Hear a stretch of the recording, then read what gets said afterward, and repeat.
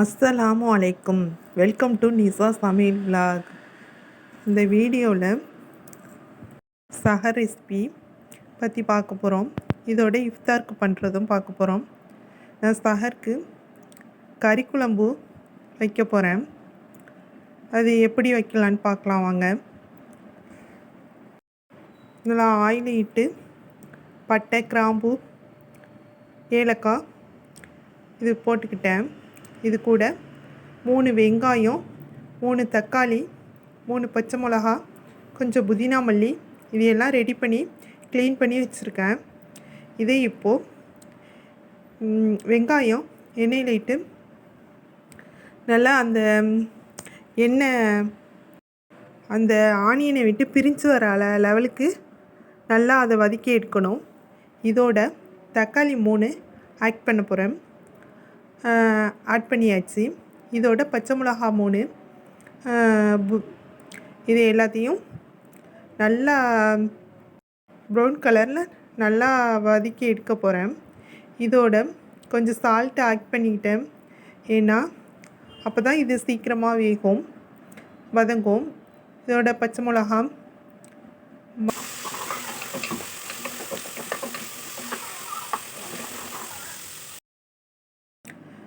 நான் 1 கிலோ கறிக்கு உள்ள மசாலா இதோட ஆட் பண்ண போகிறேன். இதோட எனக்கு தேவையான மிளகாய்த்தூள் 2 டீஸ்பூன் போட்டிருக்கேன். இதோட இஞ்சி பூண்டு பேஸ்ட்டு 2 டீஸ்பூன் போட்டிருக்கேன். இதையெல்லாம் வதங்கட்டும். இதோட பச்சை வடை போகணும்.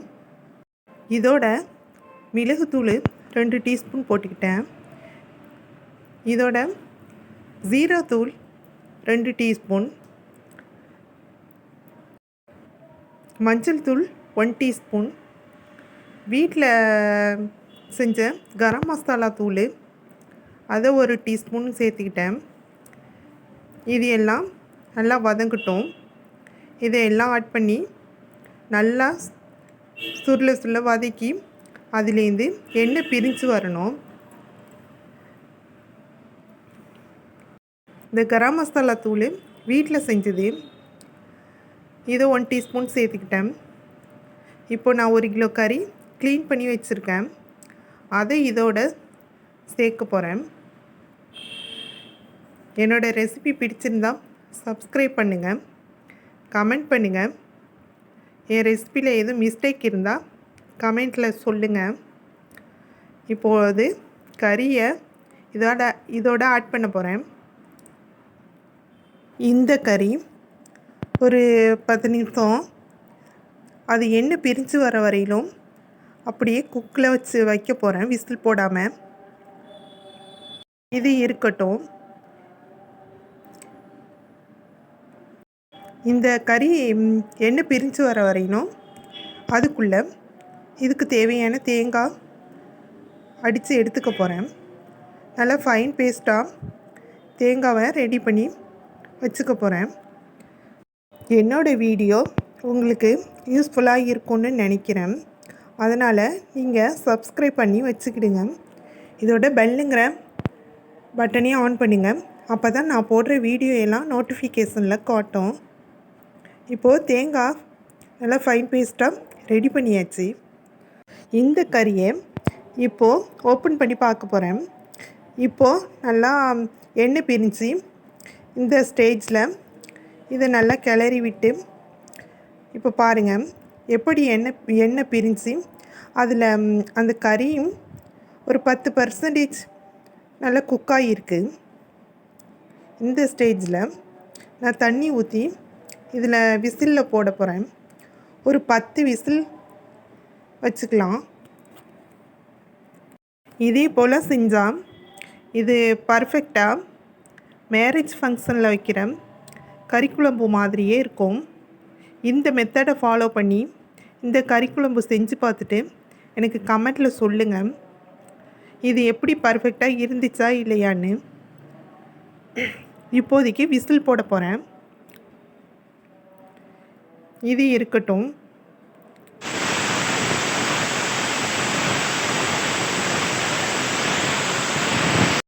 என் வீடியோ பிடிச்சிருந்தா கமெண்ட் பண்ணுங்கள், லைக் பண்ணுங்கள், சப்ஸ்கிரைப் பண்ணுங்கள், ஃப்ரெண்ட்ஸ் அண்ட் ஃபேமிலிக்கு ஷேர் பண்ணுங்கள். இப்போது கறிக்குழம்புக்கு தேவையான குழம்பு மல்லித்தூள் 3 டீஸ்பூன் போட்டு தனியாக அதில் தண்ணி ஊற்றி இதே மாதிரி கரைச்சி எடுத்துக்கிடுங்க. இதை கரைச்சி எடுத்து இப்போது அந்த கறிக்குழம்போட ஆட் பண்ண போகிறோம். இது நல்லா கட்டி இல்லாமல் இதே மாதிரி கரைச்சி எடுத்துக்கிடுங்க.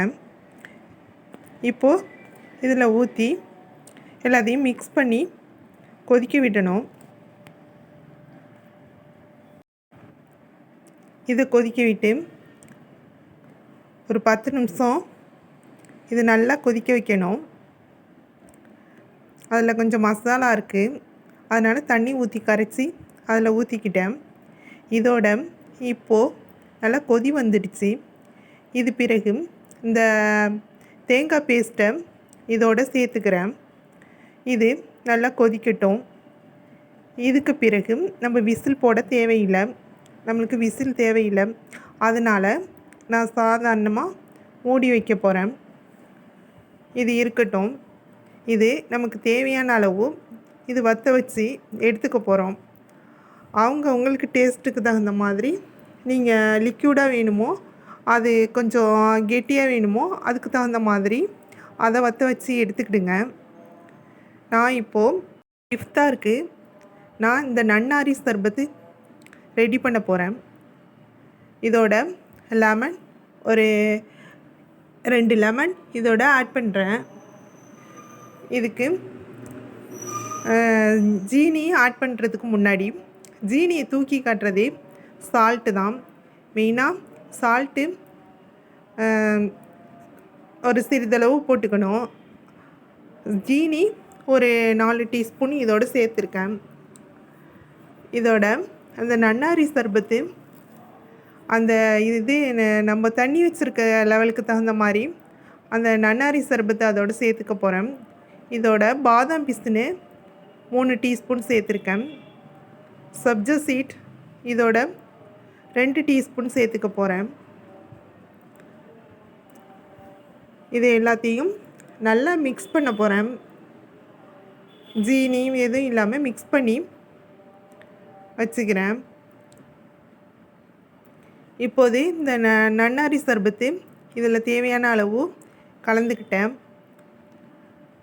இந்த ஸ்டேஜில் நல்லா இதோட கலந்துக்கிட்டு இதில் பாதி லெவல் பாதியை நான் ஃப்ரிட்ஜ்லேயும் பாதியை வெளியிலையும் வைக்க போகிறேன். இதில் கூலிங் தேவைப்படுறவங்க எடுத்துக்கிட்டு வாங்க. என்னோடய ரெசிபி பிடிச்சிருக்குன்னு நினைக்கிறேன். இதோட நான் இஃப்தாருக்கு கடல் பாசி ரெடி பண்ணலான் இருக்கேன். கடல் பாசி இந்த மெத்தடை ஃபாலோ பண்ணி பாருங்கள். ஈஸியாக ஒரு 10 நிமிஷத்துலேயே ரெடி பண்ணிடலாம். இப்போது இஃப்தாருக்கு தேவையான சர்பத்தை நான் இதில் ரெடி பண்ணி நான் ஃப்ரீசரில் வச்சுக்க போகிறேன். நல்ல கூலிங்காக குடிக்கிறவங்க இதை எடுத்துக்கலாம். இஃப்தாருக்கு ஒவ்வொரு நாளும் ஒவ்வொரு சர்பத்தையும் எடுத்துக்கிடுங்க. இதோட ஹெல்த்தியான இந்த பாலில் ஹெல்த்தி ட்ரிங்க்ஸு, ஃப்ரூட்டு இதெல்லாம் அதிகம் சேர்த்துக்கிடுங்க. இது நல்லா ஹெல்த்தியாக இருக்கும்.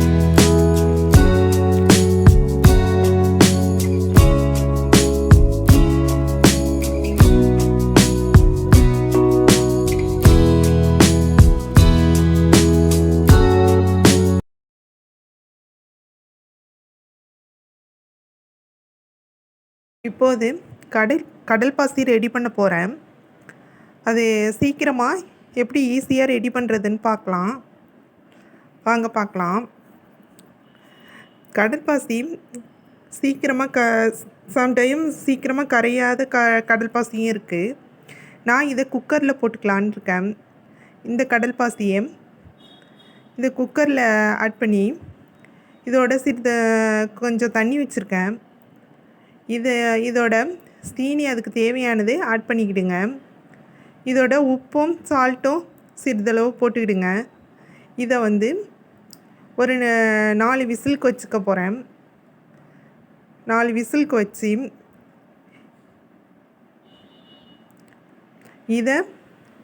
இந்த கடல் பாசியில் ரோஸ் மில்க் எசன்ஸ் கலந்து இதை ரெடி பண்ணிட்டேன். இப்போ எப்படி கடல் பாசி எவ்வளோ சாஃப்டாக எவ்வளோ நல்லா வந்திருக்குன்னு பாருங்கள். நான் வீடியோ லென்த்தாக போய்கிட்டுருக்கு, அதனால் நான் ஷார்ட்டாக முடிச்சுக்கிட்டேன். உங்களுக்கு நெக்ஸ்ட் வீடியோவில் இந்த கடல் பாசி ரெசிபி நான் டீட்டெயில்டாக கொடுப்பேன். என் ரெசிபி பிடிச்சிருந்தா சப்ஸ்கிரைப் பண்ணுங்கள், கமெண்ட் பண்ணுங்கள். என் ரெசிபியில் எதுவும் கரெக்ஷன் இருந்தால் சொல்லுங்கள்.